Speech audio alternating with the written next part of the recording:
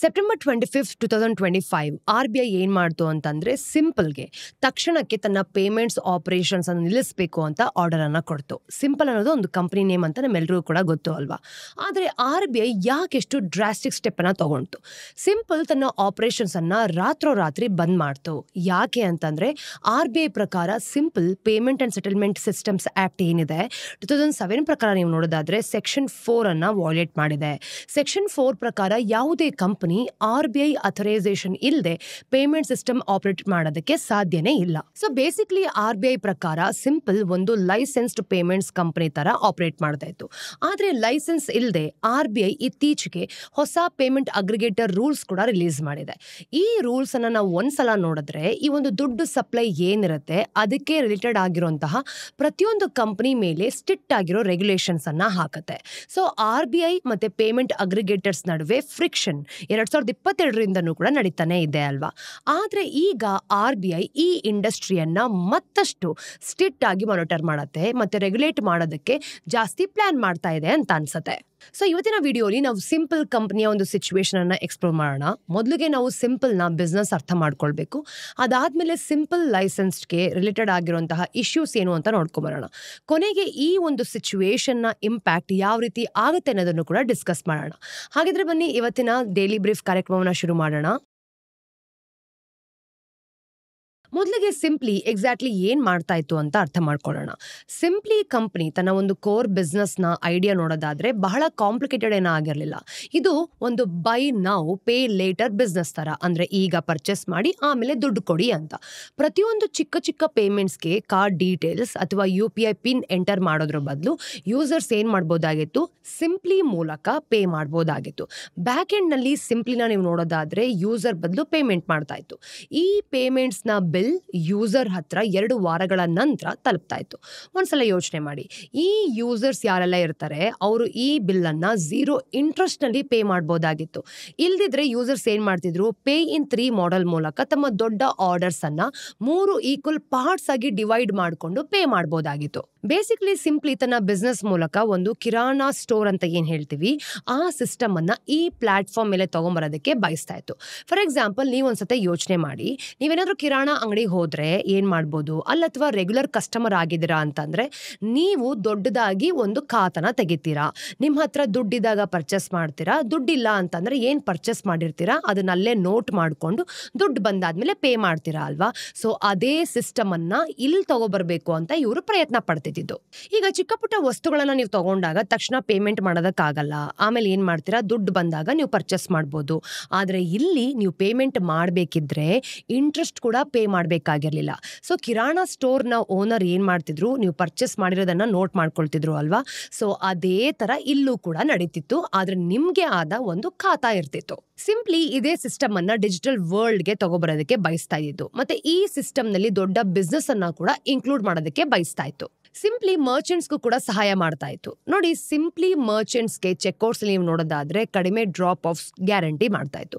Digital business ನಲ್ಲಿ ಒಂದು cart ಅಬ್ಯಾಂಡನ್ಮೆಂಟ್ ಒಂದು ಬಹಳ ದೊಡ್ಡ ಪ್ರಾಬ್ಲಮ್ ಅಲ್ವಾ. ಈಗ ಕೆಲವು ಎಸ್ಟಿಮೇಟ್ಸ್ ಪ್ರಕಾರ ನೀವು ನೋಡೋದಾದ್ರೆ 70% ಡೆಸ್ಕ್ಟಾಪ್ ಯೂಸರ್ಸ್ ಏನ್ ಮಾಡ್ತಾರೆ, ತಮ್ಮ ಕಾರ್ಟ್ ಅನ್ನ ನಿಲ್ಲಿಸ್ಬಿಡ್ತಾರೆ. ಅಂದ್ರೆ ಒಂದ್ಸಲ ಯೋಚನೆ ಮಾಡಿ, ನಾವ್ ಯಾವ್ದಾದ್ರು ಆನ್ಲೈನ್ ಅಲ್ಲಿ ಬಟ್ಟೆನ ಪರ್ಚೇಸ್ ಮಾಡ್ಬೇಕು ಅಂತಂದ್ರೆ ಏನ್ ಮಾಡ್ತೀವಿ, ಇಷ್ಟ ಆಗಿರೋ ಬಟ್ಟೆಗಳನ್ನ ಸೆಲೆಕ್ಟ್ ಮಾಡ್ಕೊಂಡು ಅದನ್ನ ಒಂದು ಬ್ಯಾಗ್ ಅಲ್ಲಿ ಹಾಕಿ ಇಟ್ಕೊಳ್ತೀವಿ, ಅಂದ್ರೆ ದುಡ್ಡು ಬಂದಾಗ ಪರ್ಚೇಸ್ ಮಾಡೋಣ ಅಂತ. ಸೇಮ್ ಅದೇ ತರ 70% ಡೆಸ್ಕ್ಟಾಪ್ ಯೂಸರ್ಸ್ ಏನ್ ಮಾಡ್ತಿದ್ರು, ಆನ್ಲೈನ್ ಪ್ಲಾಟ್ಫಾರ್ಮ್ ಅಲ್ಲಿ ಪ್ರಾಡಕ್ಟ್ಸ್ ಅನ್ನ ಪರ್ಚೇಸ್ ಮಾಡೋದಕ್ಕೆ ಅವುಗಳನ್ನ ತಮ್ಮ ಕಾರ್ಟ್ಗೆ ಆಡ್ ಮಾಡ್ಕೊಳ್ತಾರೆ. ಆದ್ರೆ ಈ ಯೂಸರ್ಸ್ ಆರ್ಡರ್ ಅನ್ನ ಪ್ಲೇಸ್ ಮಾಡೋ ಬದಲು ಪೇಮೆಂಟ್ಸ್ ಅನ್ನ ಲಾಸ್ಟ್ ಸ್ಟೆಪ್ ಏನಿರುತ್ತೆ ಅದನ್ನ ಪೂರ್ತಿ ಮಾಡಲ್ಲ. ಈಗ ಕಾರ್ಟ್ ಡ್ರಾಪ್ ಆಫ್ಸ್ ನ ಹಲವಾರು ಕಾರಣಗಳಿಂದ ಆಗ್ಬೋದು. ಆದ್ರೆ ಕನಿಷ್ಠ ಪೇಮೆಂಟ್ಸ್ ಎಕ್ಸ್ಪೀರಿಯನ್ಸ್ ಸ್ಮೂತ್ ಆಗಿದ್ರೆ ಮರ್ಚೆಂಟ್ಸ್ಗೆ ಸಿಚುವೇಶನ್ ಸ್ವಲ್ಪ ಈಸಿ ಆಗುತ್ತೆ ಅಲ್ವಾ. ಸಿಂಪ್ಲಿ ಮೂಲಕ ಯೂಸರ್ಸ್ ಏನ್ ಮಾಡ್ತಿದ್ರು, UPI ಪಿನ್ಸ್ ಮತ್ತೆ OTPs ನ ಎಂಟರ್ ಮಾಡ್ಬೇಕಾಗಿರ್ಲಿಲ್ಲ. ಇದರಿಂದ ಯೂಸರ್ಸ್ಗೆ ಪೇಮೆಂಟ್ ನಿಂದ ಒಂದು ಸ್ಟೆಪ್ ಕಡಿಮೆ ಆಗ್ತಾ ಇತ್ತು. ಇದರಿಂದ ಏನ್ ಅರ್ಥ ಆಗುತ್ತೆ, ಕಂಪ್ಲೀಟ್ ಆಗಿರುವಂತಹ ಟ್ರಾನ್ಸಾಕ್ಷನ್ಸ್ ನಿಂದ ನಂಬರ್ಸ್ಗಳು ಕೂಡ ಹೆಚ್ಚಾಗಬಹುದಾಗಿತ್ತು. ಅಂದ್ರೆ ಹೆಚ್ಚು ಸೇಲ್ಸ್ ಆಗತ್ತೆ ಅಂತ.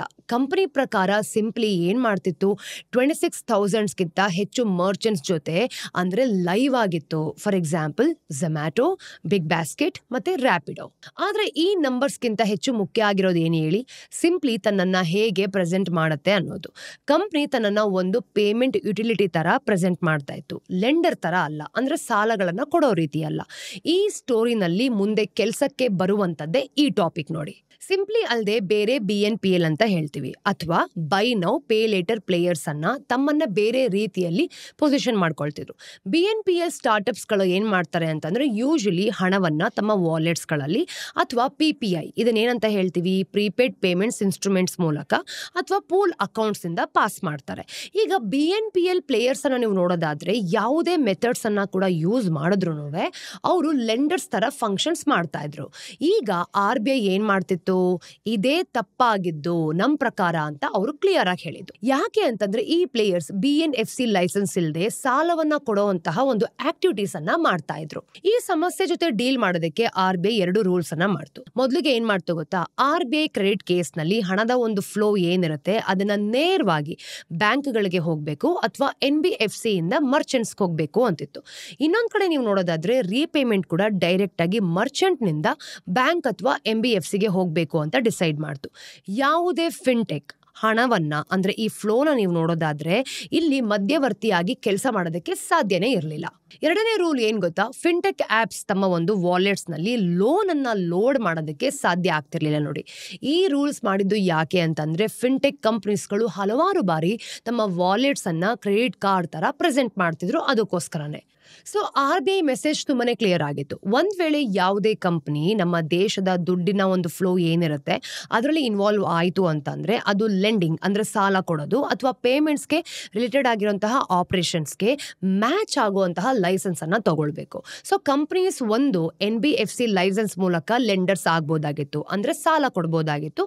ಇಲ್ಲ ಅಂತಂದ್ರೆ ಲೈಸೆನ್ಸ್ಡ್ ಪೇಮೆಂಟ್ ಅಗ್ರಿಗೇಟರ್ಸ್ ಆಗ್ಬೋದಾಗಿತ್ತು. ಸೊ ಸಿಂಪ್ಲಿ ಇದರಲ್ಲಿ ಯಾವ್ದನ್ನ ಚೂಸ್ ಮಾಡ್ತು ನೋಡಿ. ಇಲ್ಲಿ ಅರ್ಥ ಆಗೋದೇನ್ ಗೊತ್ತಾ, ಸಿಂಪ್ಲಿ ತನ್ನದೇ ಬ್ಯಾಲೆನ್ಸ್ ಶೀಟ್ಸ್ ಇಂದ ಲೋನ್ ಅನ್ನ ಕೊಡದೇ ಇರೋ ಕಾರಣ ಕಂಪನಿ NBFC ಲೈಸೆನ್ಸ್ ಅನ್ನ ತಗೊಂಡಿರಲಿಲ್ಲ. ಆದ್ರೆ ಕಂಪನಿ ಏನ್ ಮಾಡ್ತಿತ್ತು, ಸೆಟಲ್ಮೆಂಟ್ಸ್ ಗಳನ್ನ ಹ್ಯಾಂಡಲ್ ಮಾಡ್ತಿತ್ತು. ಮತ್ತೆ RBI ಪ್ರಕಾರ ಒಂದ್ ವೇಳೆ ಯಾವುದೇ ಕಂಪನಿ ಕಲೆಕ್ಷನ್ ಅಥವಾ ಸೆಟಲ್ಮೆಂಟ್ ಅನ್ನ ಹ್ಯಾಂಡಲ್ ಮಾಡಿದ್ರೆ ಅದು ಒಂದು ಪೇಮೆಂಟ್ ಸಿಸ್ಟಮ್ ಆಗುತ್ತೆ, ಮತ್ತೆ ಅದು RBI ಇಂದ ಲೈಸೆನ್ಸ್ ಅನ್ನ ತಗೊಳ್ಳೇಬೇಕು. ಆದ್ರೆ ನಾನು ಆಗ್ಲೇ ಹೇಳ್ದ ಹಾಗೆ ಸಿಂಪ್ಲಿ ಒಂದು ಪೇಮೆಂಟ್ ಯುಟಿಲಿಟಿ ಕಂಪನಿ. ಸೊ ಇದು RBI ಪೇಮೆಂಟ್ ಅಗ್ರಿಗೇಟರ್ ರೂಲ್ಸ್ ಏನಿರುತ್ತೆ ಅದನ್ನ ಕೂಡ ಫುಲ್ಫಿಲ್ ಮಾಡೋದಕ್ಕಾಗಲ್ಲ.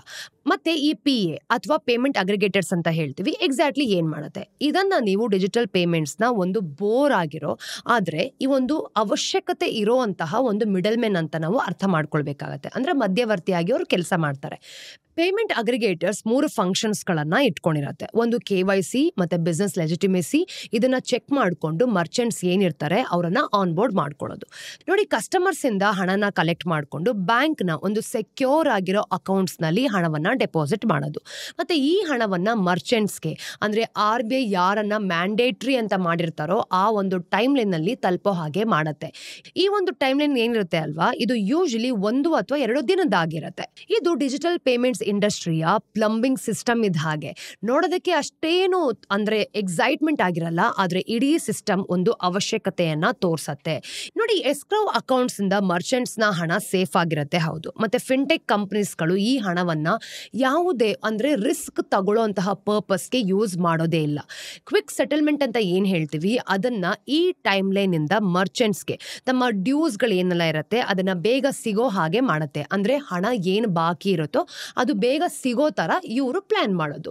ಜೊತೆಗೆ ಮರ್ಚೆಂಟ್ಸ್ಗೆ ಸಿಗ್ಬೇಕಾಗಿರುವಂತಹ ಚೆಕ್ಸ್ ಮೂಲಕ ಈ ದುಡ್ಡು ಏನಿರುತ್ತೆ ಅದು ಅವಾಗವಾಗ ಕೂಡ ಆನ್ ಟೈಮ್ ಅಟೆಂಪ್ಟ್ ಆಗ್ಬೋದು, ಆ ರೀತಿ ಇವರು ಸಹಾಯ ಮಾಡ್ತಾರೆ. ಈ ಸಿಸ್ಟಮ್ ಮೂಲಕ RBI ಏನ್ ಮಾಡ್ತು ಗೊತ್ತಾ, ನಮ್ಮ ದೇಶದ ಪೇಮೆಂಟ್ ಸಿಸ್ಟಮ್ ಏನಿರುತ್ತೆ ಅದು ಒಂದು ಅಂದ್ರೆ ಈ ಕಳಪೆ ಬ್ಯಾಂಕಿಂಗ್ ಎನ್ವೈರನ್ಮೆಂಟ್ ಆಗದಿರೋ ರೀತಿ ತಡೆಯತ್ತೆ ಅಷ್ಟೇ. ಮರ್ಚೆಂಟ್ಸ್ ಹಾಗೂ ಕನ್ಸ್ಯೂಮರ್ಸ್ ಯಾರೆಲ್ಲ ಇರ್ತಾರೆ ಅವರನ್ನ ಪ್ರೊಟೆಕ್ಟ್ ಮಾಡತ್ತೆ. ಈಗ ಸಿಂಪಲ್ ವಿಷಯಕ್ಕೆ ಬಂದ್ರೆ RBI ಏನ್ ಹೇಳ್ತು, ಈ ಕಂಪನಿ ಪೇಮೆಂಟ್ಸ್ ಆಗಿರ್ಬೋದು, ಕ್ಲಿಯರಿಂಗ್ ಮತ್ತೆ ಸೆಟಲ್ಮೆಂಟ್ ಫಂಕ್ಷನ್ಸ್ ಅನ್ನ ಪರ್ಫಾರ್ಮ್ ಮಾಡ್ತಾ ಇದೆ. ಆದ್ರೆ ಕಂಪನಿ ಹತ್ರ PSS ಆಕ್ಟ್ ಅಡಿಯಲ್ಲಿ ಇರಬೇಕಾದಂತಹ ಆಥರೈಸೇಷನ್ ಇಲ್ಲ ಅಂತ ಹೇಳಿರೋದು. ಬೇಸಿಕಲಿ ಸಿಂಪಲ್ ಒಂದು ಪೇಮೆಂಟ್ ಅಗ್ರಿಗೇಟರ್ಸ್ ಕೆಲಸ ಮಾಡ್ತಾ ಇತ್ತು, ಆದ್ರೆ ಅದ್ರ ಹತ್ರ ಈ ಕೆಲಸ ಮಾಡೋದಕ್ಕೆ ಲೈಸೆನ್ಸೇ ಇರಲಿಲ್ಲ.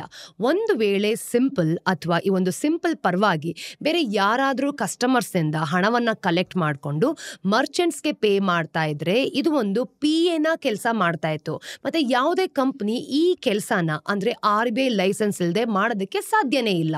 ಸಿಂಪಲ್ ಈ ಅಕ್ವಿಸೇಷನ್ ವಿರುದ್ಧ ಡಿಫೆನ್ಸ್ ಮಾಡಬೇಕು ಏನು ಅಂತಂದ್ರೆ ಕಂಪನಿ ಹೇಳೋದು ಕೇವಲ ಒಂದು ಲೆಡ್ಜರ್ ಅಥವಾ ಈ ಒಂದು ಡಿಜಿಟಲ್ ಖಾತಾ ಆಗಿದೆ ಅಂತ ಅವ್ರು ಹೇಳ್ತಿರೋದು. ಅದು ವಾಲೆಟ್ಸ್ ಇಶ್ಯೂನ ಅಥವಾ ಒಂದು ಹಣನ ಲೆಂಡ್ ಮಾಡೋದೇ ಇಲ್ಲ, ಅಂದ್ರೆ ಸಾಲವಾಗಿ ಕೊಡೋದಿಲ್ಲ. ಒಂದು ವೇಳೆ ಈ ಒಂದು RBI ಪ್ರಕಾರ ಕಂಪನಿಯ ಒಂದು ಫಂಕ್ಷನ್ ಇದ್ದೂ ಕೂಡ ಇದು ಒಂದು PA ತರ ಇತ್ತು ಅಂತ ಎಲ್ಲರ ಹತ್ರನೂ ಕೂಡ ಕನ್ಫರ್ಮ್ ಆಗಿದೆ. ಆದ್ರೆ ಇವ್ರ ಹತ್ರ ಲೆಡ್ಜರ್ ತರ ಏನೂ ಇರಲಿಲ್ಲ. ಈಗ ಇದು ಸಿಂಪಲ್ ಮತ್ತೆ RBI ನ ಒಂದು ಕರೆಂಟ್ ಸಿಚುವೇಶನ್.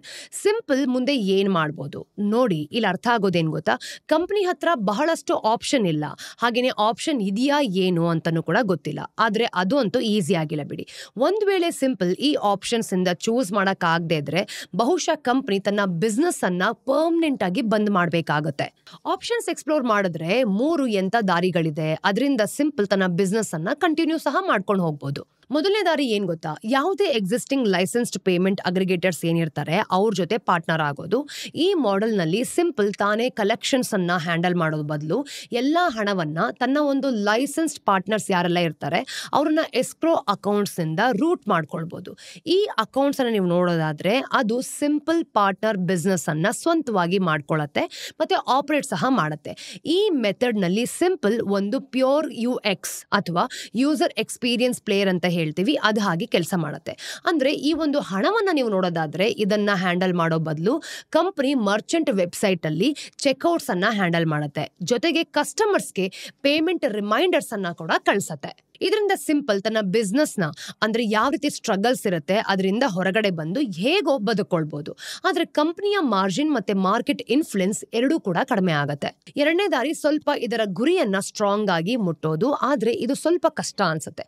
ಕಂಪನಿ ತನ್ನದೇ ಆದ PA ಲೈಸೆನ್ಸ್ಗೆ ಅಪ್ಲೈ ಮಾಡಬಹುದು. ಥಿಯರಿಯಲ್ಲಿ ನೀವು ನೋಡೋದಾದ್ರೆ ಈ ದಾರಿಯಿಂದ ಕಂಪನಿಯ ಎಲ್ಲಾ ರೆಗ್ಯುಲೇಟರಿ ಇಶ್ಯೂಸ್ ಪೂರ್ತಿಯಾಗಿ ಸಾಲ್ವ್ ಆಗತ್ತೆ. ಆದ್ರೆ ಈ ದಾರಿ ಖಂಡಿತವಾಗ್ಲೂ ಕೂಡ ಸುಲಭ ಅಲ್ಲ, ಹಾಗೆ ಈಸಿನೂ ಕೂಡ ಅಲ್ಲ.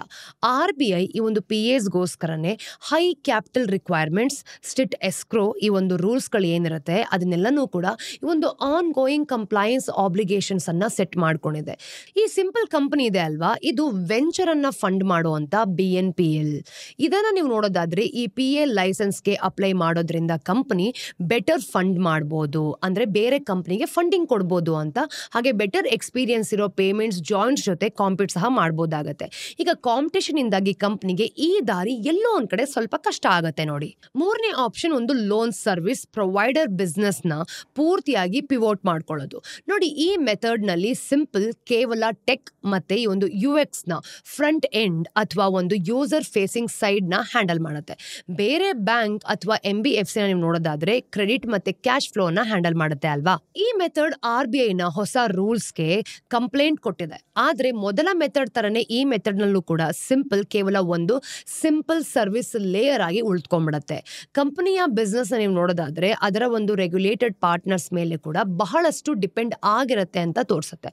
ಬಹುಶಃ ಕಂಪನಿಯ ಈ ಒಂದು ಖಾತಾ ಬ್ರ್ಯಾಂಡಿಂಗ್ ಅಂತ ಏನ್ ಹೇಳ್ತೀವಿ ಅದು, ಹಾಗೆ ಒಂದು ಬಿಸ್ನೆಸ್ ಎಕನಾಮಿಕ್ಸ್ ಕೂಡ ಜಾಸ್ತಿ ಬದಲಾಗಬಹುದು. ನಮ್ಮ ದೇಶದ ನೆಕ್ಸ್ಟ್ ಜನರೇಷನ್ ಯಾರೆಲ್ಲ ಇದೀವಿ ಅವರು ಹಣವನ್ನ ಗಳಿಸೋದಕ್ಕೆ ಹಾಗೆ ಖರ್ಚು ಮಾಡೋದಕ್ಕೆ ಸ್ಟಾರ್ಟ್ ಮಾಡ್ತಾ ಇದ್ದ ಹಾಗೆ ಡಿಜಿಟಲ್ ಪೇಮೆಂಟ್ಸ್ ಮತ್ತೆ ಒಂದು ಫೈನಾನ್ಸ್ ಡೊಮೇನ್ಸ್ ನಲ್ಲಿ ಸೆಕ್ಯೂರಿಟಿಯನ್ನ ಹೆಚ್ಚಿಸುವಂತ ಅವಶ್ಯಕತೆ ಹೆಚ್ಚಾಗ್ತಾ ಇದೆ.